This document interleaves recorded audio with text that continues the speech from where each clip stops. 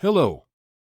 The 281st day of the heroic resistance of the Ukrainian people to a Russian military large-scale invasion continues. During the day, the enemy launched a missile attack on the positions of our troops on the territory of the Kharkiv Oblast. It carried out 16 airstrikes, in particular on the settlement of Bialohiria in the Zaporizhia Oblast, and shelled the city of Kherson with MLRS. There is still a threat of the enemy launching missile strikes on the objects of the energy system and critical infrastructure throughout the territory of Ukraine. In the Volyn and Polisia directions, the situation has not changed significantly, and no signs of the formation of enemy offensive groups have been detected. In the Siversky direction, the enemy carried out mortar and artillery attacks on the settlements of Kostobobrov and Hremyak in the Chernihiv Oblast and Havrlovo Sloboda, Saradina Buda, Pustohorod, Bachivsk, Vilna Sloboda, Budki, Bilopilia and Krasnopilia in the Sumy Oblast. In the Slobozansky direction, the enemy continues to maintain its troops in the border areas of the Belgorod region.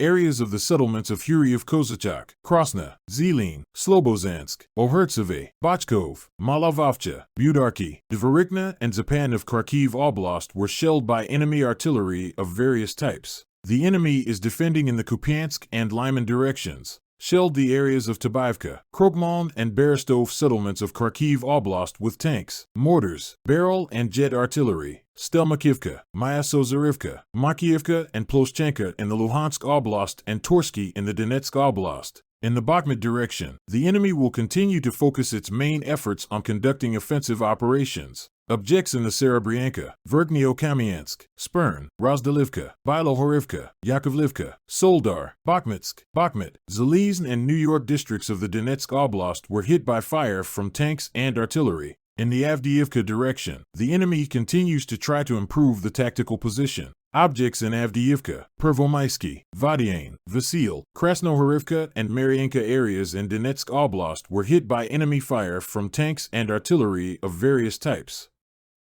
The enemy is conducting defensive operations in the Novopavlovsk direction. Shelling by the occupiers of Vermivka, Velika Novosilka, Bohoyavlenka, Paraskovivka, Zolotaniva, Prikistivka, Volodar, and Pavlivka areas of the Donetsk Oblast was recorded. The enemy is also on the defensive in the Zaporizhia direction. It carried out artillery shelling in the areas of Nikopol, Kamyansk, Novoandriivka, Zaliznikn, Huliapol, Dorozhnyanka, and Bialohiria in the Zaporizhia Oblast and Ilyanka in the Dnipropetrovsk Oblast. In the Kherson direction, the enemy is defending previously occupied lines. In particular, Kachkarivka, Respublikanets, Matrosivka, Tokarivka, and Antonivka of the Kherson region came under fire. The enemy does not stop terrorizing the inhabitants of the city of Kherson with artillery. According to the available information, the Russian occupation forces are withdrawing separate units and preparing for evacuation the personnel of the occupation administrations of the settlements of the temporarily occupied territory of the Zaporizhia region. Thus, units based in the local police station and one of the educational institutions left Mykolivka settlement.